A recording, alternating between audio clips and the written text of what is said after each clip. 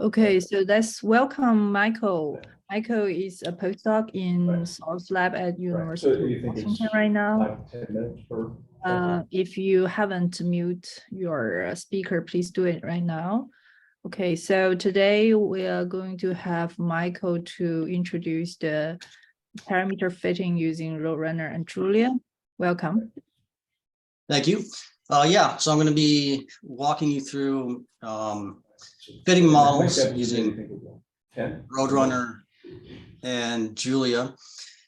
So I guess I should, answer the question why. Why do we need to do this? There's lots of different optimization packages out there.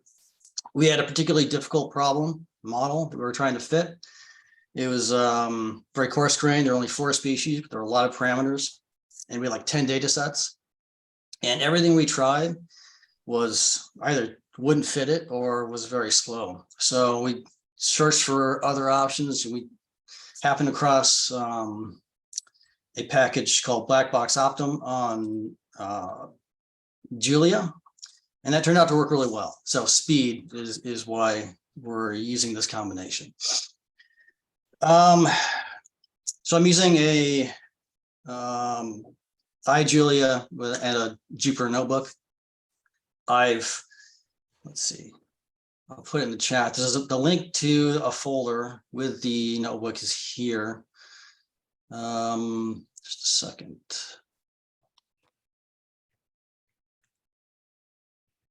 And I will,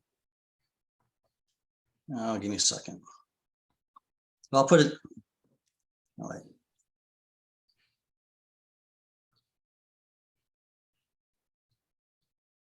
Yeah.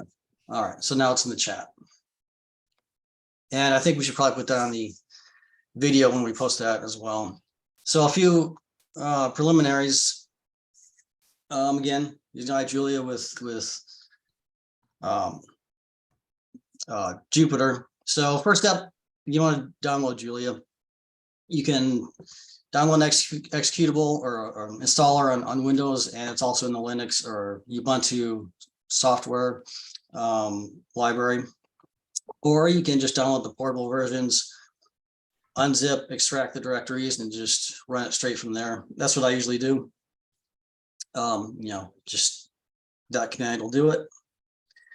So download it, get it running, and you wind up with this Julia prompt. To use iJulia, these are the commands using package. PKG is Julia's package manager. Add iJulia, run that command.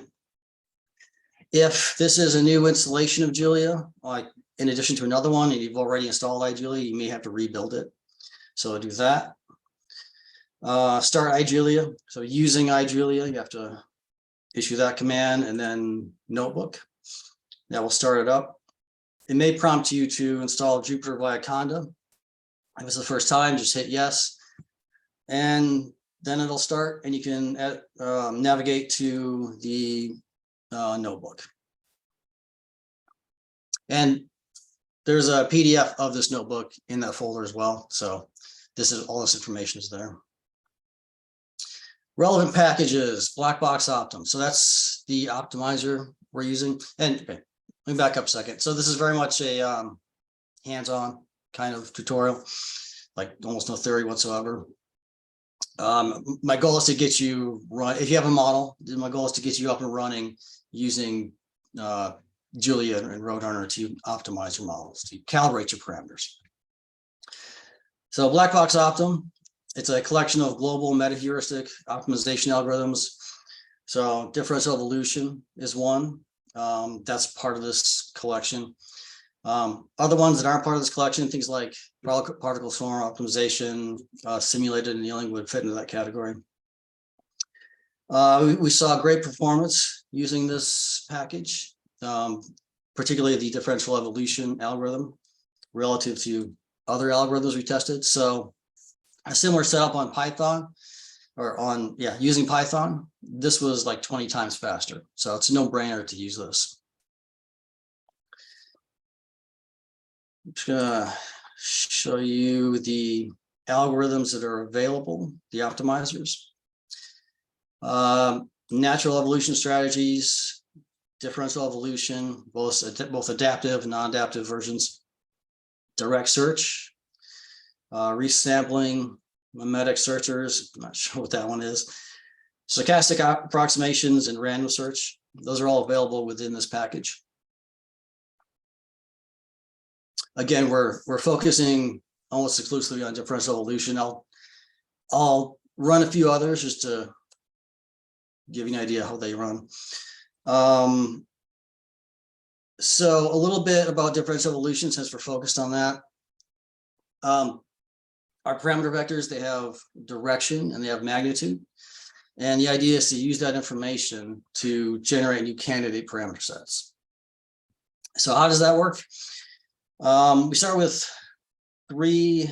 So we choose 3 from the population of parameters we have. So these are all population-based algorithms. So choose 3 of them from the population, right? You subtract 1 from the other, multiply it by a mutation factor, that's F, and then you add it to the third one. That gives you a donor vector. You take the donor vector and then another parameter set from the population, and then you do your crossover operation. You have this crossover probability, CR. You randomly select a number from uniform distribution. If it's below that cutoff, the CR cutoff, you take it from the parent. And if it's above it, you take it from the donor vector. So you're actually combining 4 different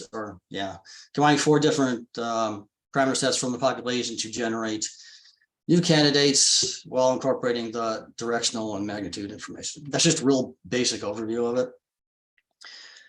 In adaptive differential evolution, the mutation factor F and the crossover probability CR, those are tuned as the optimization progresses. All right, so another package called optimization, just optimization.jl. That is a broader package. We're not going to use it, but I just thought I'd mention it. Well, let me go back. Hold on. In their words, they seek to bring together all the optimization packages it can find, local, global, into one unified Julia interface. So that's a good summary of all the optimization options there are on Julia. Black Box Optim is part of that. So if you want more options than what's available in Black Box Optim, you can go here. It's a good reference for everything available. All right. The other major package we're using is roadrunner.jl. These are the Julia bindings for libroadrunner. Let's see. Yeah. Let me go here. So if you want to use it, this is an important page, documentation. It's pretty extensive. So that's, yeah, so LibRunner is just it's SPML simulation engine. Of course, this is compiled to machine code for performance.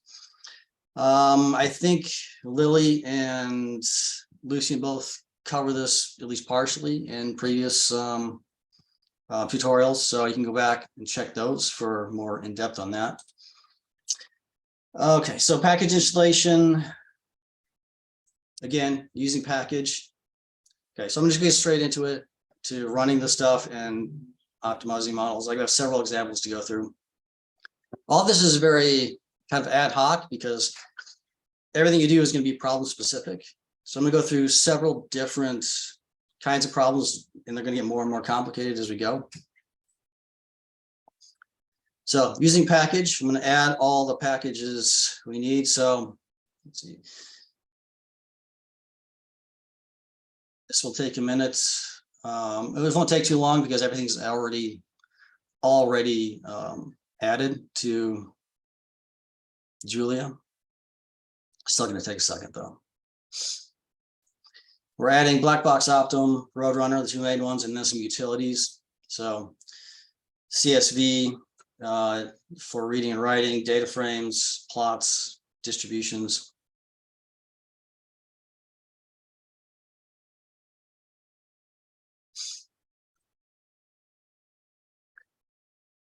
So add is kind of like, I guess, pip install for Python, and using would be kind of like an import statement.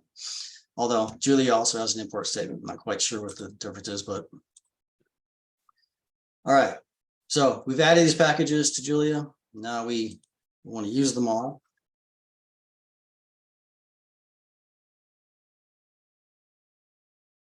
And if you have questions, of course, stop me, because it gets, some of this gets pretty involved, the code does. All right, so this warning for roadrunner, you can just ignore that. That'll always show up. All right, so we've added the packages. We've initialized them. So now we can go ahead and start using them. Okay, so first thing we're going to do, we're going to define our model. So we're going to start with the Volterra model, or at least a version of it. It's an oscillatory predator-prey model. So again, this is an antimony string. So we're starting our models, we're going to define them using antimony. These are the reactions and the rates.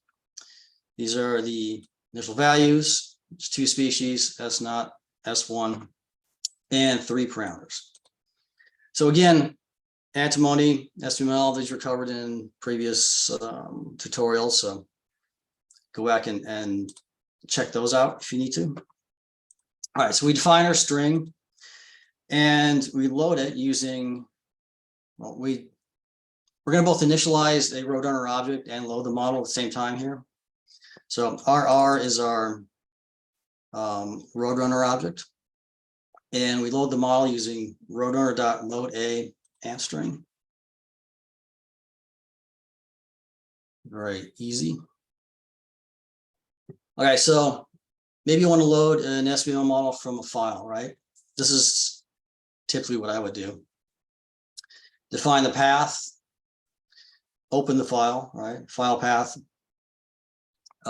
read in the string into an SBML string, close it. And here we need to first initialize a roadrunner object. So RR1 is our roadrunner object, and we initialize it with roadrunner.createRR instance. And then we load the SBML model. Roadrunner.load SBML. This is our roadrunner instance, and this is the string we just read in.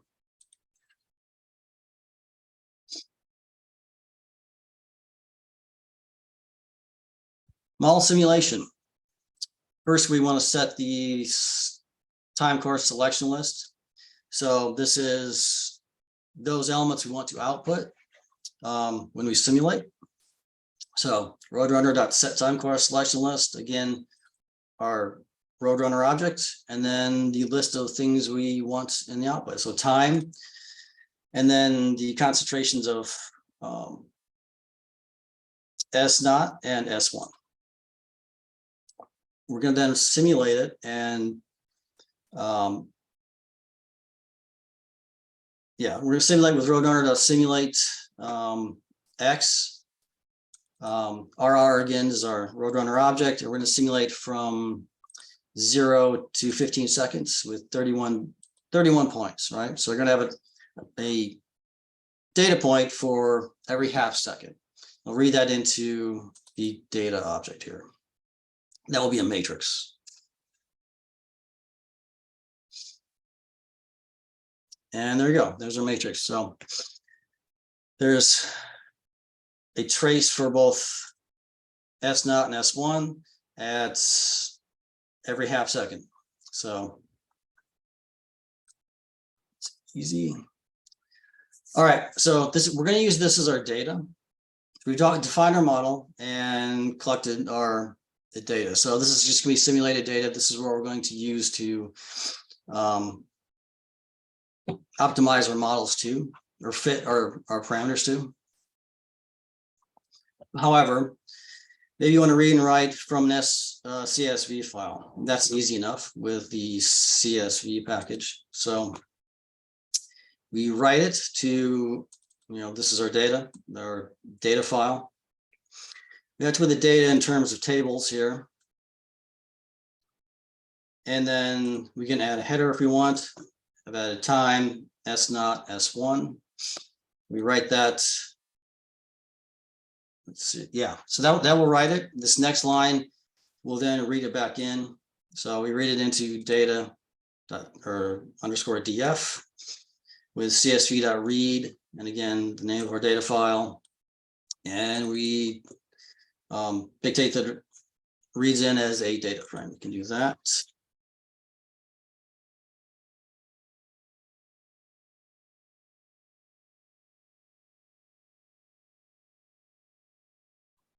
That takes a second.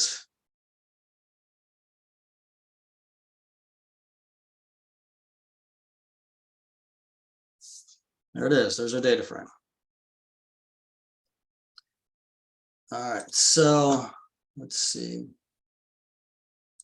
Yeah, this is the data file that it read into, that it wrote to and then read in. This one here. Real easy. Could you use a like a tellurium model, simulate it, and just go direct to a data frame, or is there some reason you need to do it this way? Well, that's kind of what we did here with this one. What, not sure what you mean.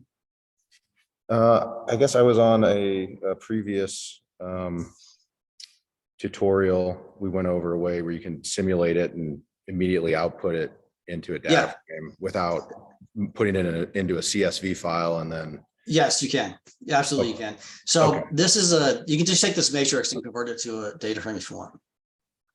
So I'm just trying to give you as many options as possible to get you up and running, because if you have experimental data, right, this is simulated data. If you have experimental data, you're going to want to read it in. So that's why I'm just I'm not even going to use this data frame, but I'm just showing you guys how to do it. Okay. I understand now. But this is what you would do to just simulate the data.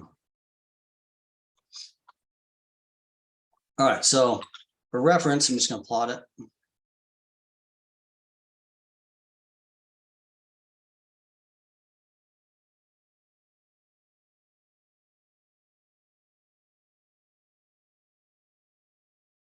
There it is. So this is the data we're going to fit, right, our model to. All right, so we've created a model and we've simulated some data that we're going to use to fit. That's all roadrunner stuff. All right, now we get to the actual optimization bit. This is kind of where it starts getting more complicated.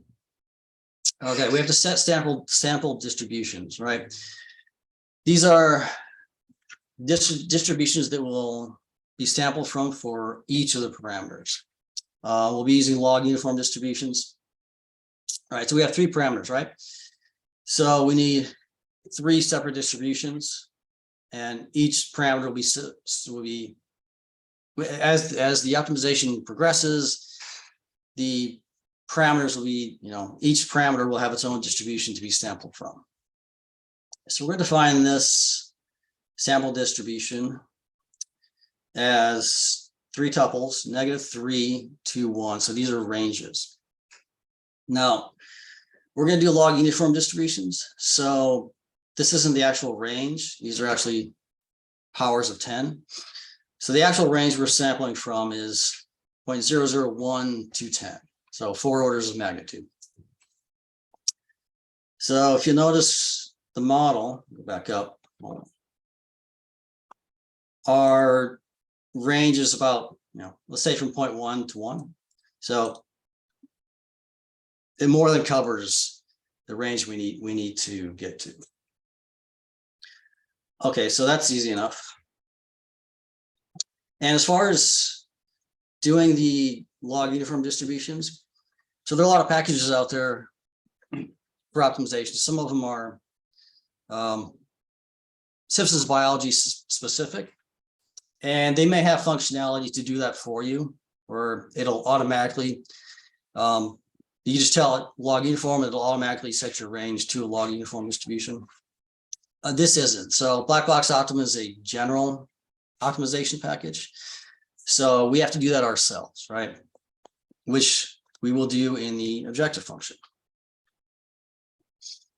All right, so the objective function, we just have to define it. Here, X is the set of parameters for a particular iteration of the algorithm, right? So it'll sample the parameters, and then there will be arguments for this function. We initialize the score for this particular iteration, set to 0. You always want to reset, right? So again, from the previous tutorials, the way roadrunner or Tellurium works is it'll always pick up where you left off, right? So if you run a simulation and then run it again, it'll be the last value. So of course, we want to run a new simulation every time, not a continuation. So always use reset, or you can use reset all. Here, we're setting the values of each of the parameters. We've got 3 parameters, K0, K1, and K2. Remember, we're drawing from these ranges here. We want log uniform, so those are going to be powers of 10, each of those. All right, so to set the parameters, you got roadrunner.setValue, our roadrunner object, the parameter in that object that we want to change, and then the value that we want to change it to. So that's how you set the parameters using roadrunner. Failed sim. All right, so we have to account for those cases where the parameter set can't be run. So simulators, OD solvers, not every parameter set is going to work. It will throw an error. We have to account for that. So that's why we have this try catch block here. We try to simulate the model, roadrunner.simulate X. And here we're using the same range, or same time frame that we did before, 0 to 15 seconds with 31 data points each. And if it doesn't run, if it fails to run, failed sim will be set to true. And then if it's set to true, then we set the score to infinity. So it's just a really bad score. And we do that so that the algorithm will move away from that region of parameter space. If it doesn't fail, then we go ahead and score it. So in this block, we enumerate through each row. Okay, so each row is kind of important. If you just enumerate, so in Python, if you got a list of lists and you enumerate through the outer list, it'll just return each inner list, right? If you just enumerate through a matrix, it will run element by element, the first column, and then the second one, and then the third one, right? So we have to enumerate through each row. That'll give us the it'll give us each, it'll give us each of these rows one by one. All right, once we do that, we can just score them, right? So we take the row, we're enumerating through the data here, the original data we produced. The second element, which is S naught, subtracted from the second element of our simulated data, or our simulation run.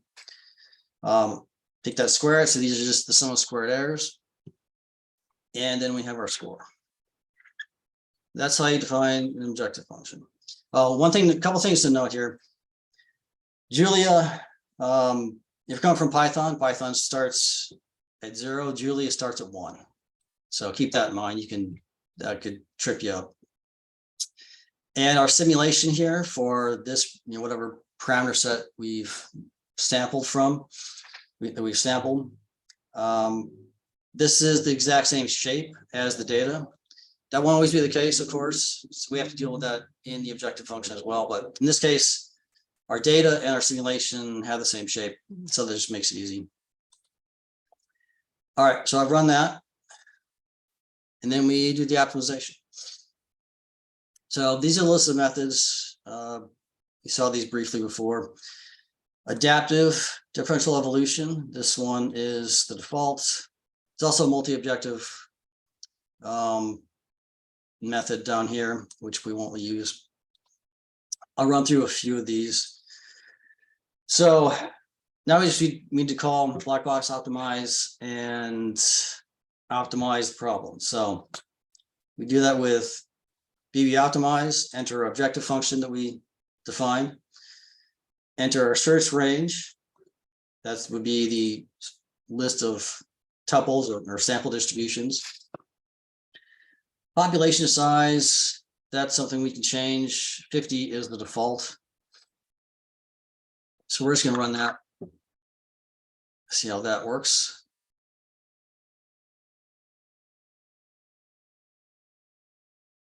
All right, that's ran pretty fast. So these are the results. Black box optimize black box optim outputs quite a bit of data in the output. What we care about is this, the fitness, which is 0, lower is better. So that's good. And the best candidate. So let's see. Well, fitness, yeah, 0. It ran through all 10,000 steps. The default number of steps, the maximum default number of steps is 10,000.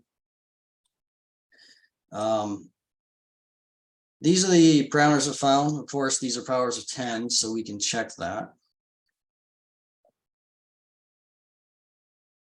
And our parameters are 1, 0.01, and 0.3. So go back to our model.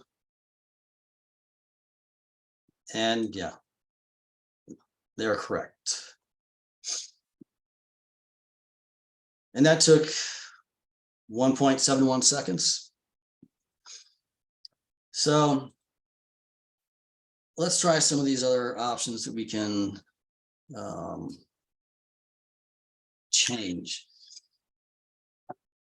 Maximum number of steps, 50,000.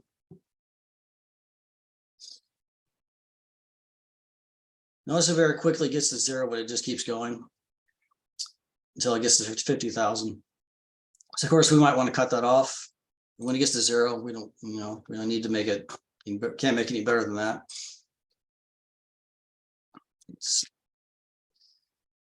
Black box optimum has a target fitness that should stop when it gets to whatever you set it at. That doesn't work though. Let's see. Yeah, converse. Anyway, it kept going. That's, yeah, I actually opened a issue of that on that for black box optimum because the target fitness doesn't work. But the author was very quick. They gave me a workaround. You can use this callback option. So it will stop running when the best fitness gets below, in this case, 0.00001. If you include this callback function here. So that works. All right, so instead of just letting it run the maximum number of steps, you have to use this to make it stop when it gets to a certain fitness that you're happy with. There are, let's see, of course, quite a few other methods we can use.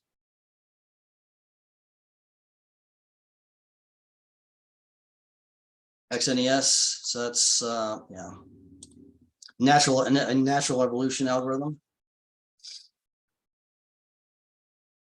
Run that. Also very fast. Also gets fitness of 0. Last one I'll try here, random search. This one doesn't work as well. Yeah. Notice the error code. So it's finding parameter sets that roadrunner just will fail on. That's why it's outputting these errors. It'll still run though, because we have that try except block, or that, yeah, what's it? Try catch block. So here it went through all 50,000 steps. And the fitness was not as good, 47,000. So you just have to try different methods. Differential evolution works really well. Random search clearly does not, at least for this problem. All right, so this is the most basic function we can define here, or one of the most basic problem in this tutorial. Everything is defined in the objective function. That's everything is very bespoke. So any differences in the problem setup has to be defined here, which we'll see later on. So I'm going to try several different other problems, examples. We're going to define a new model. We're going to do some model pruning here. So we're going to use this model. We're going to use the same data we defined before. Notice the parameters here are all set to 1. So when I define this model, the Lotka-Volterra model, I needed to create the data too. So I had to define the right parameters. Down here, with this model, we're going to fit this model, but we're using the same data set. And all these parameters are going to be overwritten anyway at each iteration. So we can just use stand-in values of 1 for each of those. We define a new roadrunner object with our new string. Sample distributions. All right, so there are 16 parameters. So we need 16 different tuples, 16 different ranges. Here, the range I've chosen was -12 to 1. So 10 to the -12 is, of course, pretty close to 0. I did that on purpose. Our objective function, define that here, calling objective 2. This is exactly the same as the previous one, except we have to set the value for each of the 16 parameters.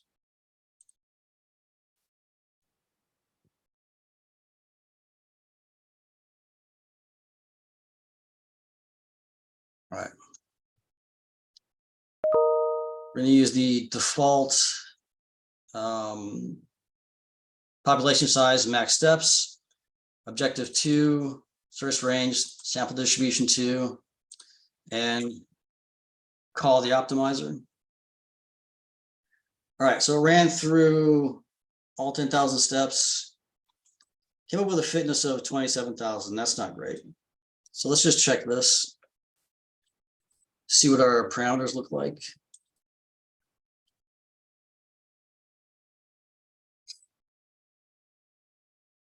All right, these are our parameters. It's kind of hard to see what's going on. So, and our fitness wasn't great. So I'm going to rerun it. Increase the number of steps to 60,000. And this is, it's just trial and error. The population size, the maximum number of steps, that kind of thing. You just got to see what works. All right, that time it finished with a fitness of 0. That's good. Check our parameters, see what's going on.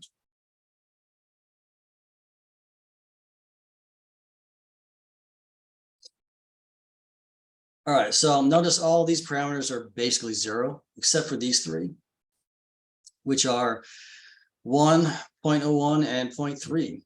So these are the original parameters. What we've done here basically is eliminated all the reactions except the 3 that were the original that came with the data. So that would have been these 3 here. So basically, what we've done here is some model pruning. We've reduced it to what the model should be by just globally fitting, by just fitting this global model. We wound up with what the original model that created the data. So that's an interesting case. That probably wouldn't work with a lot of models, but this one it did. Next example is a 5-node random network that we generated with SB Badger. So this is a random network generator that we recently published. You can take a look at that if you want. So this is more complicated, 5 nodes, of course. This is the model. So I've gone ahead and just, let's see, loaded this into RR3, that's our roadrunner object. Set time course selection, simulated it. Again, we're simulating our data here that we're going to use to fit it. And then I've gone and done the plot. This is what the data looks like for this model. Let's see. Sample distributions, there's, again, 6 parameters here. K0 through K5. So we need 6 different tuples, 6 ranges for our parameters. So in this case, I've again enumerated through each row, but then I've enumerated through each of those vectors as well. That's what this is. All right, so we define the sample distribution and our objective here. I think everything else is the same. Go ahead and run that one. We used max steps of 20,000. Fitness of 0. Our parameters, that took what, 5 seconds? Pretty quick. And we can check our parameters. Here, this right here, these are the actual parameters. I've just copied and pasted them. These are the parameters we fit to the data, and they do indeed match. All right, so now it gets a little more complicated. Typically, you're gonna, if you have experimental data, you may have multiple data sets, right? And what I'm going to do here is I'm going to take the model. I'm going to use the original data set we used, but I'm also going to change the initial conditions and create 2 more data sets. So we can do that with this block here.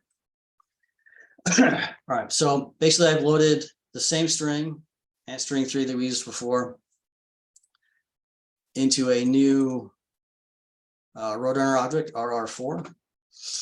To change the initial conditions, first we have to create a roadrunner vector. It's the same length as the number of species. So create vector,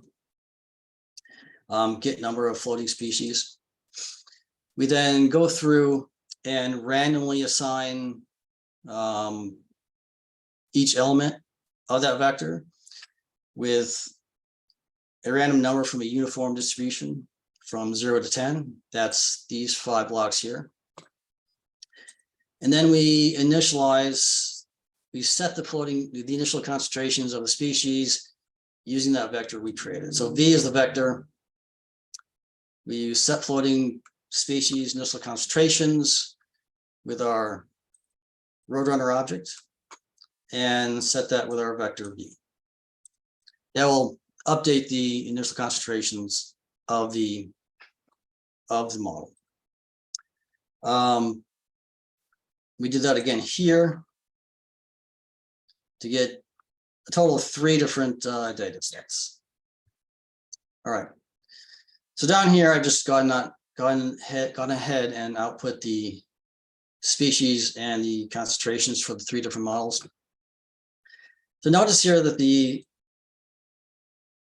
species are out of order. So roadrunner doesn't list them in the order that you list them here. It lists them in the order they are observed in the model.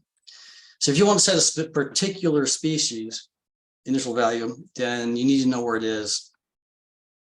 So you need to, in that case, you would use something like get floating species IDs that would give you a list of them. So keep that in mind. But we don't care because we're just randomly assigning them. So 3 models, 3 different initializations. So you've got these three vectors here. This is the original. This is the second set, and this is the third set. One other thing here. So I mentioned earlier that Julia starts indexing at 1. Roadrunner starts indexing at 0. So that's more Python-like. Just keep that in mind. All right, so we have created a model, created 3 different data sets with 3 different initializations from that model. And just to show you what they are, I'll go ahead and plot them all. This is the original. That's the second one. And that's the third one. So we're going to use these 3 data sets and calibrate our model to all 3 of them.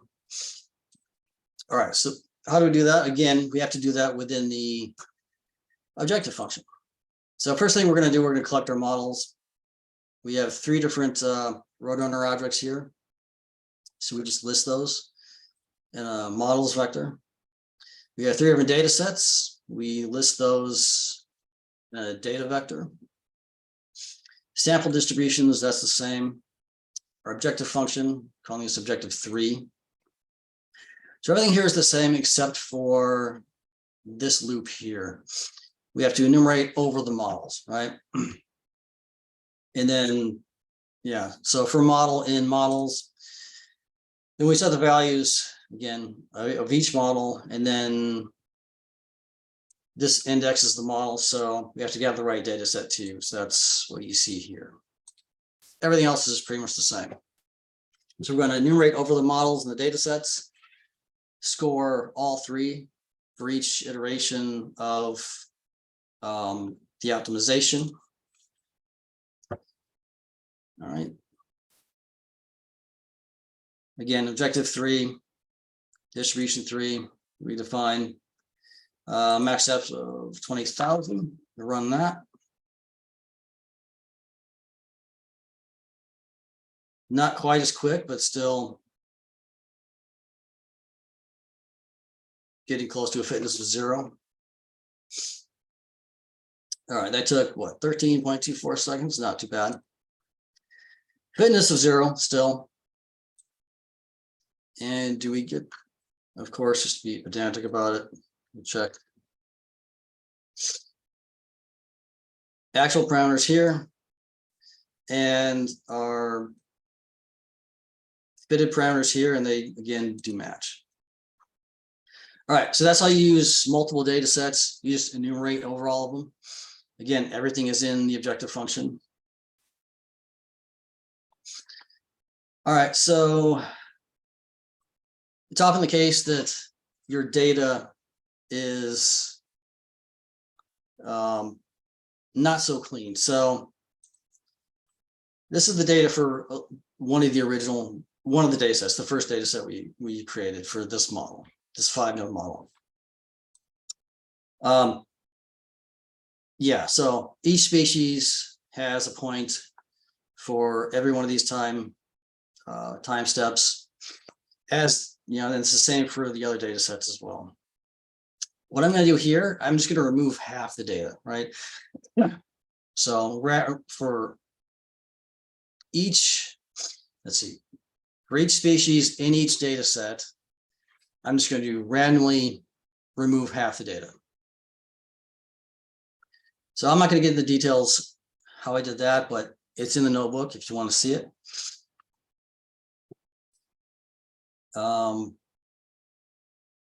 What you get is something that looks like this, right? So instead of 31 data points, this is the, okay, this, what you see here, this is the new data set for the species X naught from the first of the 3 data sets. So instead of 31 data points, we now have 12, right?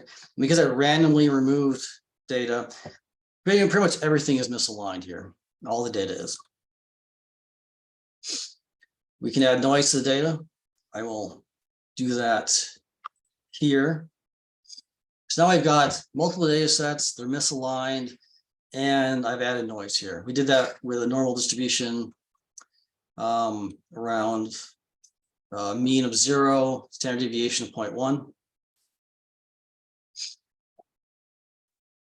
All right, so let's see, our models and all our data is already collected up here. So how does this differ? Okay. So let's see.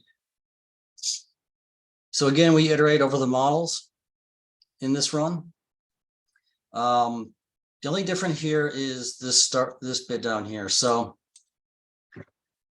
what's going on? This is for each data set. Let's go species by species in each data set. So for say data set 1, the S0 species, again, everything's misaligned.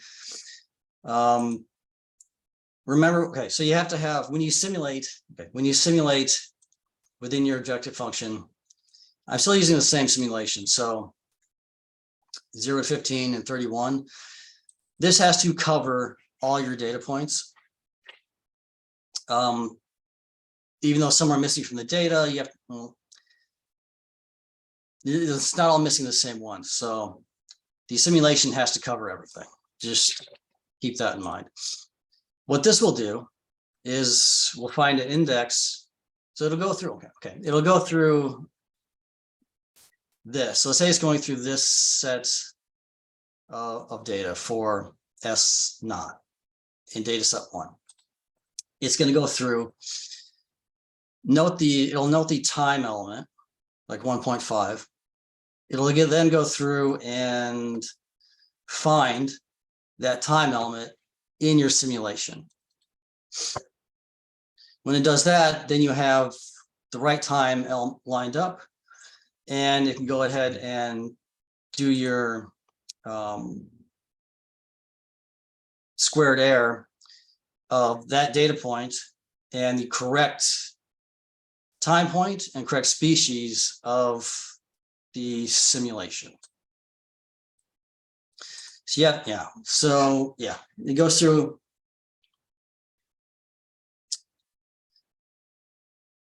Basically just finds all the correct data points, lines them up with your simulation before it does the calculation. So I'll go ahead and define that objective function. And we'll run that. Sorry if I'm going too fast. I'm running out of time.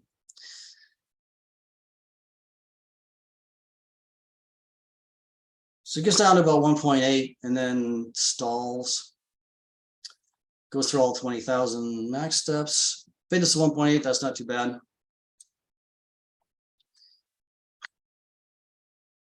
You can check that.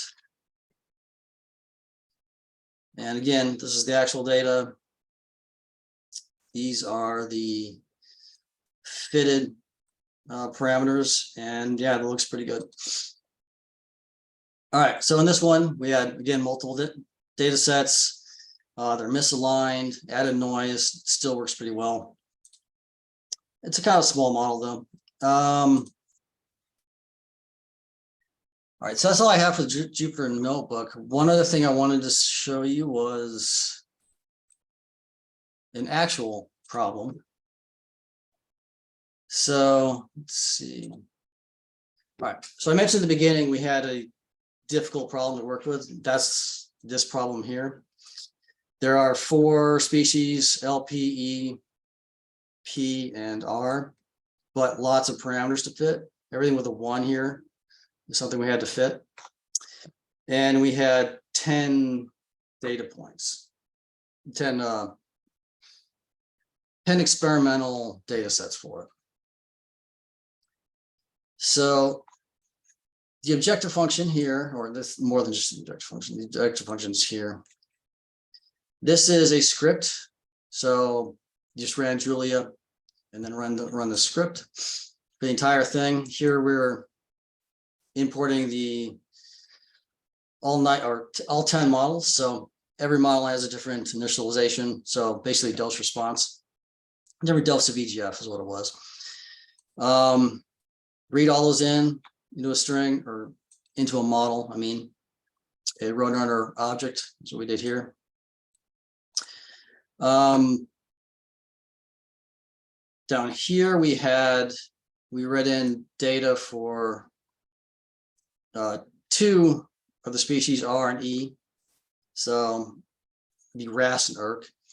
This is the data for RAS we imported into data frames. This is the data for ERK. So we had, again, just like before, we had a vector of models, a vector of data sets for RAS, a vector of data sets for ERK. Priors, I think there are 41 different priors here. Most are in log uniform, but some of them, so we had to fit some of the initial values as well. So those are just uniform. We run this and we get, let's see. This one, so before, I mean, the models I showed you in the notebook took seconds. This one took about 22,000 seconds. So this is about 6 hours. Again, this is a very difficult problem to fit. Fitness of values. See, I used, I think 400, population of 400 parameter sets. Here I used 50. One thing I want to point out here is that fewer, a smaller population, a larger population isn't necessarily bigger, it just takes longer. So for a smaller population of 50, we got a fitness of 1900, and for 400, 2437. So bigger isn't always better. Keep that in mind for, at least for differential evolution. What that looked like when we actually did the fitting is this. So this is a schematic of the model. The data points, again, like I said, it was very difficult, so some of them don't look great, but this is actually not too bad, given the data we had. And yeah. And I'm almost out of time, and that was the entirety of the notebook. Do you guys have any questions? Hopefully that was, you can go to the notebook and get something out of it if you want to fit this. I had a question. Sure. I am working on a similar problem with the same kind of as the last one. You have a lot of parameters, a lot of observed values. I used the LM fit module to get an initial fit. It sort of worked, I guess, but I don't know if you're familiar with that, but any reason, I'm trying to figure out why should I use what you just taught versus LM fit? What kind of advantage would I get? What kind of algorithm is LM fit? That's, I forget. They have a number of them. They do have a differential evolution. Okay. One, I used a simple least squares. Okay. I'm trying to remember anyway, trying to get a sense of it. It seemed like a very similar approach as to what was here, but just trying to understand if there's something I'm potentially missing. Is there, I'm probably going to try this anyway, but right. Is there a reason to do this over some of the other LM fit or other packages? I don't think we tried LM fit. Let me see. I think I tried a package called SB-SOAT that used LM fit, and this is by far faster than everything else that we used. Okay. Basically speed. We use this because of speed. There were some other packages that worked it as well, but it just took far longer. It could be problem dependent though. So that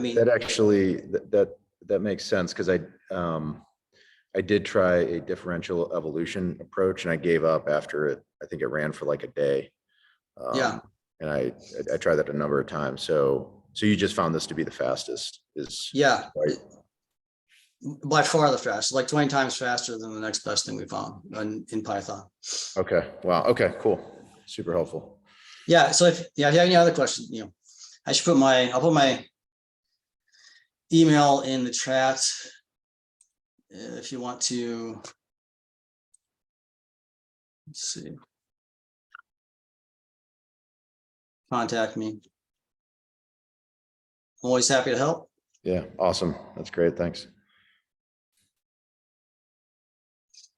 Anything else? Clarifications?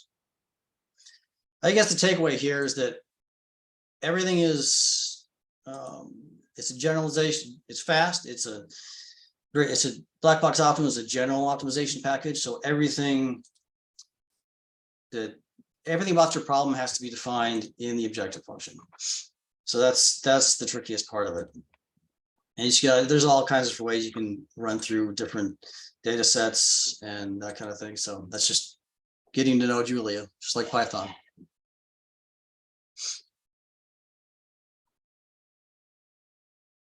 If there's nothing else, I'll hand it back over to Jim.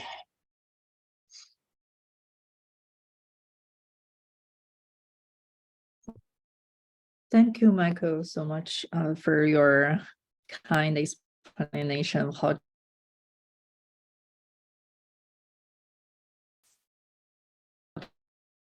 to use runner with Julia Benny. So only with Jen, you're breaking up. oh. So yeah, my internet is not really stable, but I mean, if you don't have any questions or comments, we can close the session today. Michael, thank you so All set. much. Thanks, so Michael. I think I can Yep. I can stop the record right now, probably. Okay.